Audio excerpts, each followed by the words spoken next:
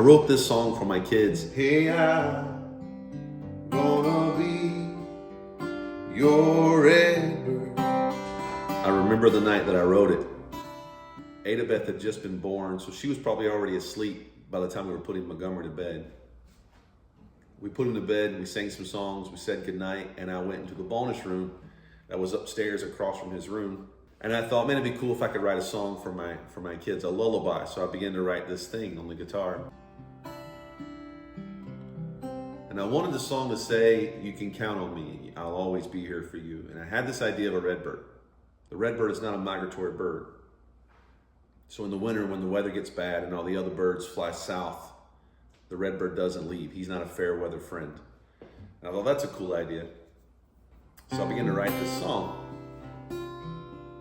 And a little ways through it, I started questioning. I wondered if that was true. So, I don't know much about birds.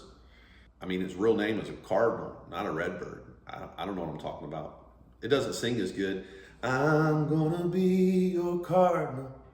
Anyways, I thought I better Google this and make sure, because you don't want to spend all this time writing a song about a redbird and then find out it's a scoundrel of a bird. It's like a cousin to a buzzard. So I Googled it and I found out I was right. The redbird is not a migratory bird, but I learned it's also a monogamous bird. It mates for life. It travels with its companion. The redbird marks out its territory with a song and will protect it. And I thought, yeah, I'm your redbird. On the coldest day, in the worst weather, you can look out your window and there'll be a redbird shaking the snow off its back. It's not going anywhere. That's me. I'm not a fair weather friend.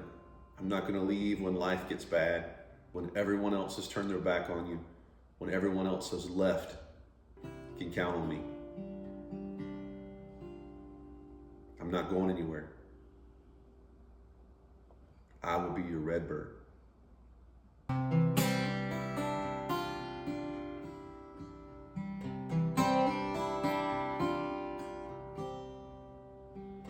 You don't have to worry in your time of trouble.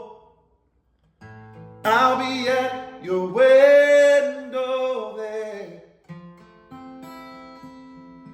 I'll be singing this song and I will comfort you with this love I have for you.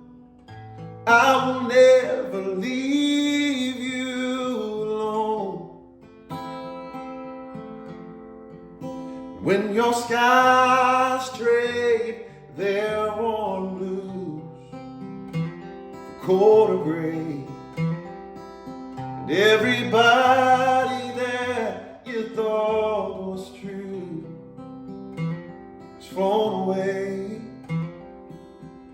Hey, I'm gonna be your redbird.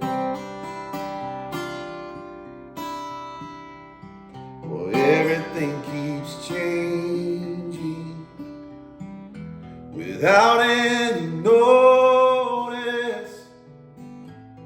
It's hard to know what is and isn't yours.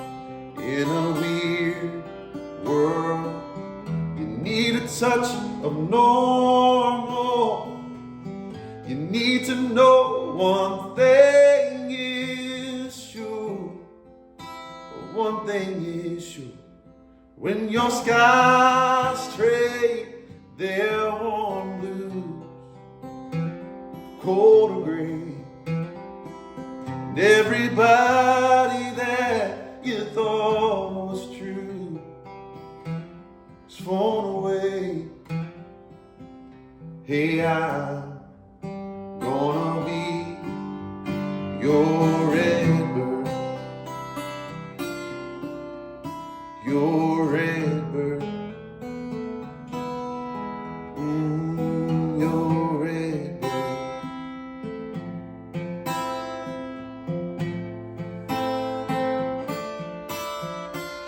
When your skies trade their warm blue for cold, cold gray, that you swore was true has flown away. They up and fly away sometimes, but not me. I'm gonna be, yeah, I'm gonna be your redbird.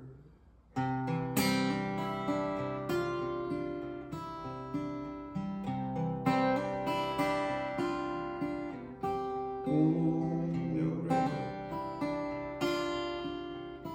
Your redbird.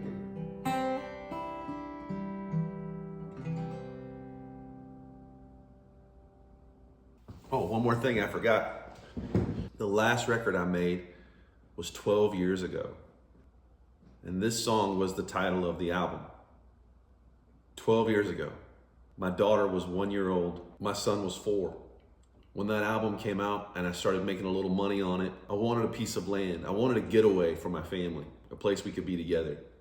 I was traveling all the time. I was touring, I was hustling. So I got online and I started doing a search, a 30-mile radius of where we were living in Franklin, to try and find a piece of land I could buy, a place we could come out on the weekends, ride four-wheelers, goof off, build a tree house, be together. And so I found this piece of property in Columbia, Tennessee. It was 93 acres, was covered in trees. There was nothing on it. It had a little house that was on it that needed a ton of work. We're talking like a cabin, not a place you would actually stay. It's just a place you could get in and out of the rain. And I asked Megan if I could buy it. She was like, sure, I guess. I borrowed a four-wheeler from a friend of mine and I brought Megan down to this piece of property. There was one trail that ran through the place and I drove her through it. We got back to the truck and I asked her what she thought, And she was like, hey, if this is something you want to do, do it. So I bought the land and we went back to our house up in Franklin. We would come out here on the weekends. I would bring Montgomery. We would get on four-wheelers and just get muddy.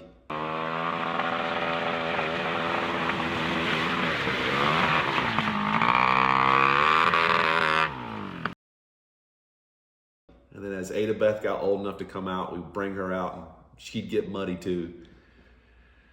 We'd have bonfires and tell stories.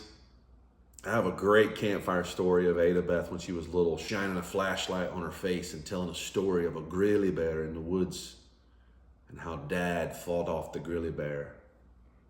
Once upon a time, there was a beast in the Neverland forest.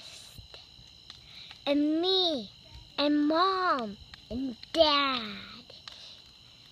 and Mom, and Sophie. Sophie was on the leash. We were walking, and we saw the grizzly bear.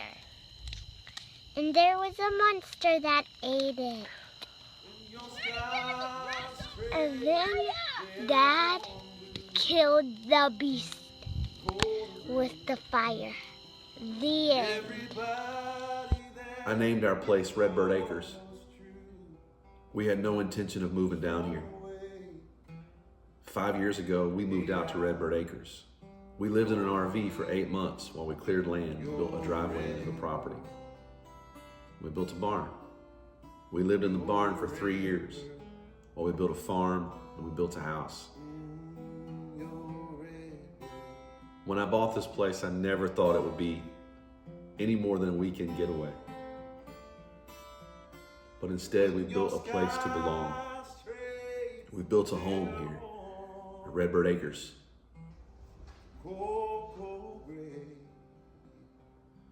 Everybody that you swore was true